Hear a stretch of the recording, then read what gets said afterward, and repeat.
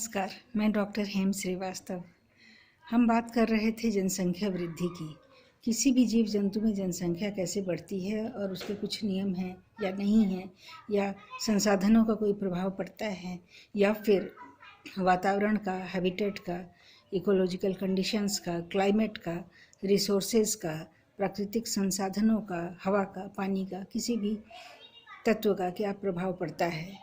तो जनसंख्या कई तरीके से बढ़ सकती है। संख्या जिए और रहे, इसके लिए सबसे ज़रूरी है संसाधनों का होना। संसाधन रहेंगे तभी जनसंख्या हो सकेगी। ये संसाधन क्या क्या हैं? ये संसाधन है हवा, पानी, भोजन, स्पेस। कहने का मतलब रहने की जगह। रहने की जगह चपटी भी हो सकती है, 2 डायमेंशनल हो या 3 डायमेंशनल जगह हो, या फिर और भी स्रोत हों जैसे ताप, धूप, हवा इत्यादि। धरती, मिट्टी सब संसाधन हैं, जंगल, पानी सब संसाधन हैं।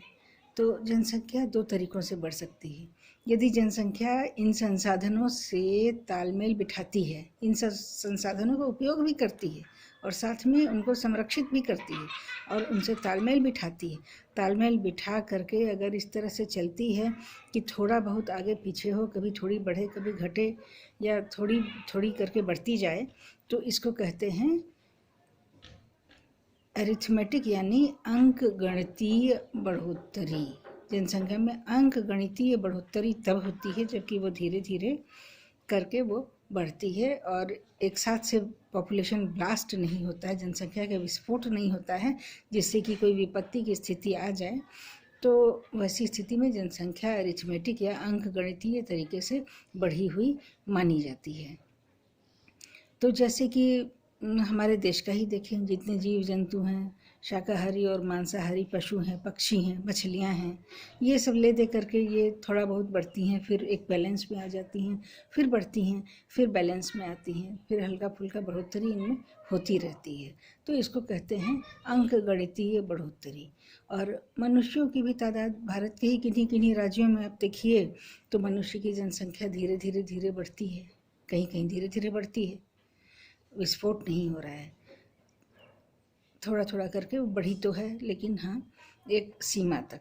जैसे कि 100 थी तो कुछ वर्षों में 110 हो जाए या 105 हो जाए 20 वर्षों के अंदर, तो इसको कहेंगे अंक गणितीय बढ़ोतरी। तो इस तरह से जब वृद्धि होती है तो संसाधन नष्ट नहीं होते, संसाधन बने रहते हैं और संसाधनों का भी विकास किया जाता है। जैसे कि अनाज अधिक उपजाना, थोड़ा बढ़िया सिंचाई सुविधाएं कर देना, जिससे कि जनसंख्या बढ़ी तो थोड़े संसाधन भी संभल जाएं, संसाधन भी अपने हिसाब से बढ़े रहें।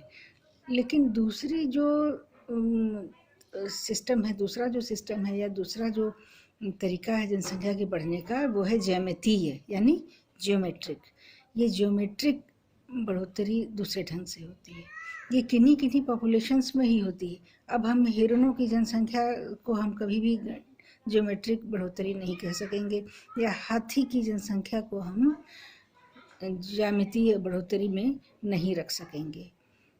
इसी तरह से तालाब की मछलियाँ भी हैं, वे ज्यामितीय बढ़ोतरी नहीं, वो एक तरह के नियम का पालन करती हैं। चिड़ियों की, पक्षियों की, मोर की जनसंख्या, ये सब एक तरह के नियम का पालन करती है। इनको ज्यामितीय बढ़ोतरी नहीं कहेंगे क्योंकि इनमें जनसंख्या का विस्फोट नहीं देखा जाता है। जनसंख्या का विस्फोट तब होता है जबकि संसाधन तो प्रचुर हों, लेकिन उनका उपयोग बहुत ज़ोरदार तरीके से एकदम धड़ल्ले बेरोक टोक ढंग से किया जाए।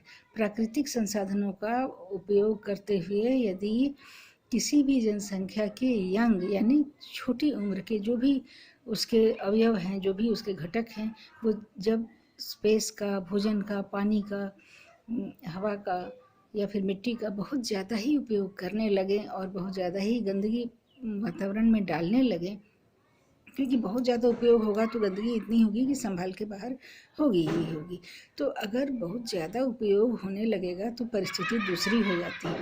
वैसी स्थिति में जनसंख्या की बढ़ोतरी तो बहुत तेज़ी से होती है। मान लीजिए किसी जनसंख्या में बहुत सारे बच्चे हैं तो और बहुत ज़्यादा भोजन, पानी, बहुत ज़्यादा स्पेस को, कपड़ों को बहुत ज़्यादा इस्तेमाल कर रहे हैं, बहुत ज़्यादा स्पेस ले रहे हैं। मिट्टी का उपयोग ज़्यादा, पानी का उपयोग ज़्यादा, जगह का उपयोग ज़्यादा, हरियाली का उपयोग ज़्यादा, पत्तों का, फलों का, सब्जियों का उपयोग बहुत ज़्यादा ही कर रहे हैं।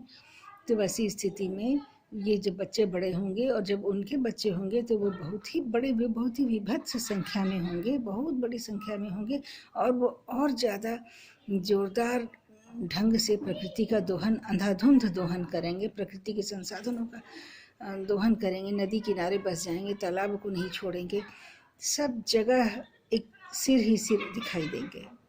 तो ये मनुष्यों में देखा जाता है कहीं कहीं। भारत में भी बहुत सारे राज्यों में हम देख सकते हैं कि अंकगणितीय बढ़ोतरी हो रही है, धीरे धीरे हो रही है। जो कभी 50 लाख था वो आज 52 लाख हो गया, 54 लाख हो गया, ऐसा देखा जा सकता है।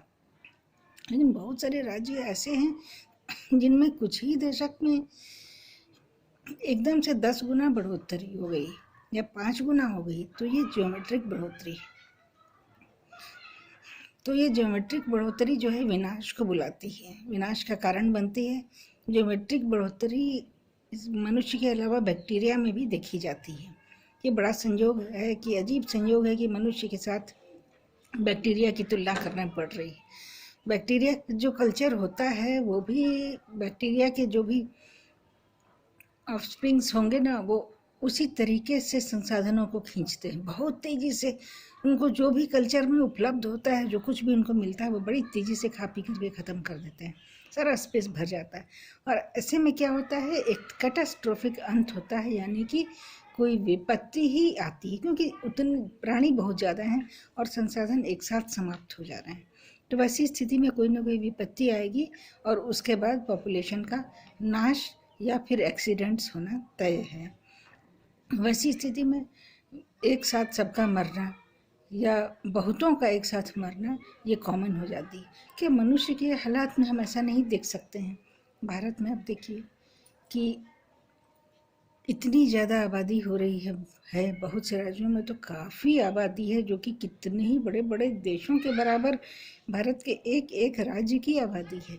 तो वैसी स्थिति में रिसोर्सेज का कंजम्पशन बहुत ज़्यादा है। तो वैसी स्थिति में रिसोर्सेज के लिए लड़ाई झगड़े, टेंशन्स, युद्ध सब देखे जाते हैं, क्योंकि रिसोर्स तो उस हिसाब से नहीं बढ़ सकते हैं ना, जिस तरह से जनसंख्या बढ़ रही है।